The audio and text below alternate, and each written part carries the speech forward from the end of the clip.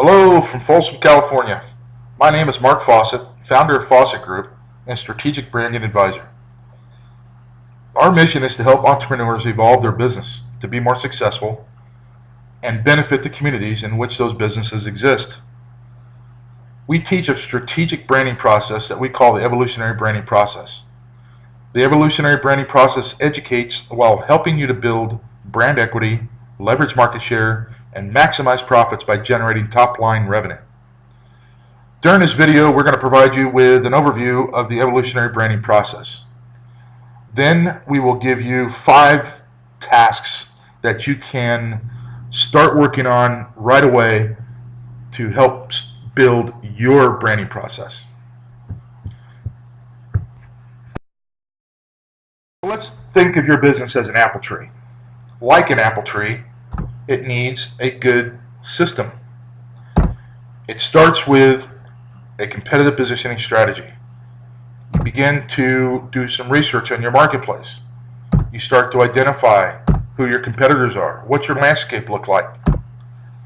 You begin to see trends, identifying niches. Your competitors might be direct. You might also find indirect competitors, people that are crossing over into your business category. That information, as you define your competitive positioning strategy, then provides the information and the data that is required to move forward with your branding, your strategic branding process. Each strategic layer intertwines and interacts with the other layers in the strategy. After you define your positioning strategy, you then go on to defining your brand strategy. Your brand strategy lives and breathes throughout your business. At every touch point, your communication, everything that you do in your business has to derive from the positioning strategy and your brand strategy. That then feeds into your pricing strategy.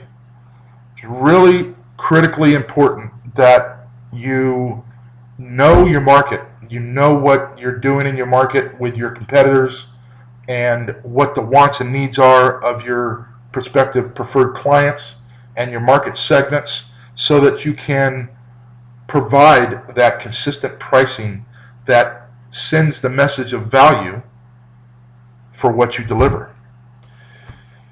After you've built the foundation of your positioning strategy, your brand strategy, and your pricing strategy, it's then a good idea to see if there are some new markets that you might be able to penetrate. For an apple tree, it's a fruit stand. For your business, if you've got a website, that is a distribution channel. If you have salespeople, if you're an owner of a business, you're a salesperson. That is a distribution channel, direct sales. That requires a strategy on how to work that channel. And each channel requires its own pricing strategy, its own strategic sales process, and marketing campaigns. All of these strategies tied together and mapped out into a strategic marketing plan and budgeted for your current year and the following years. This is the evolutionary branding process. This strategic process, helps you build brand equity, leverage market share, and maximize profits.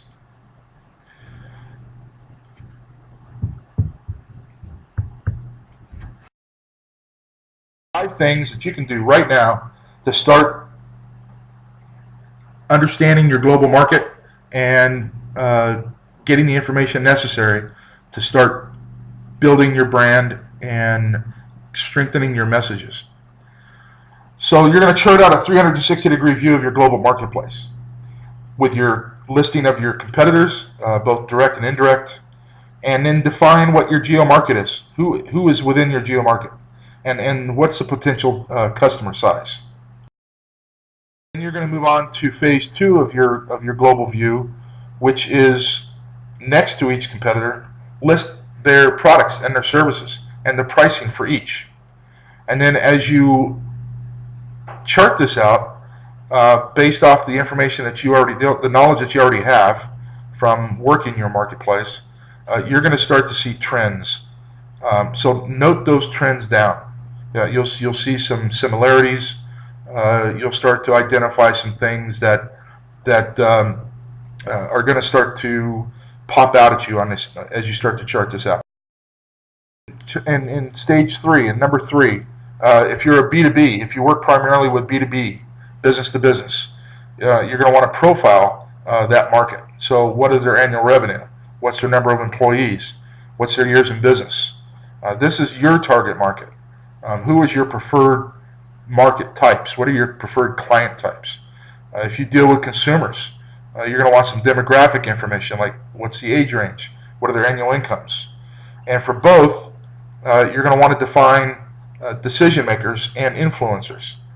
In many cases, decision makers won't make a decision without an influencer, like a spouse or a CEO not making a final decision without some input from their financial advisor or their chief financial officer. Now, it's important to also determine what your market lifecycle stage is. You have an introduction stage, which is where you are one of the first businesses to offer the product into the market. If you're a growth stage, would be total market revenue is just skyrocketing with new competitors coming into the market at every turn. A mature market, that's where you have a lot of competitors that are already there. They're in place.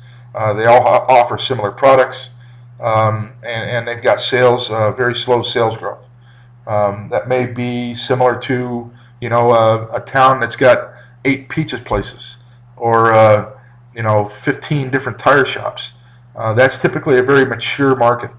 And then you have a decline market. Revenue is in a decline because customers are actively seeking newer solutions. You need look no further than RIM, BlackBerry. They are experiencing that right now at a global scale. Number 5, after you've determined what your life stage is, this is where you're going to determine what your positioning strategy is going to be based on. So if you're in an introduction market, you've got to focus on building product awareness. In other words, you really got to get out there and get people to know who you are and what you got, and actually creating your market. You're going to be setting the bar for the market. And if you're in a growth stage, your focus is going to be on why prospects should buy from you.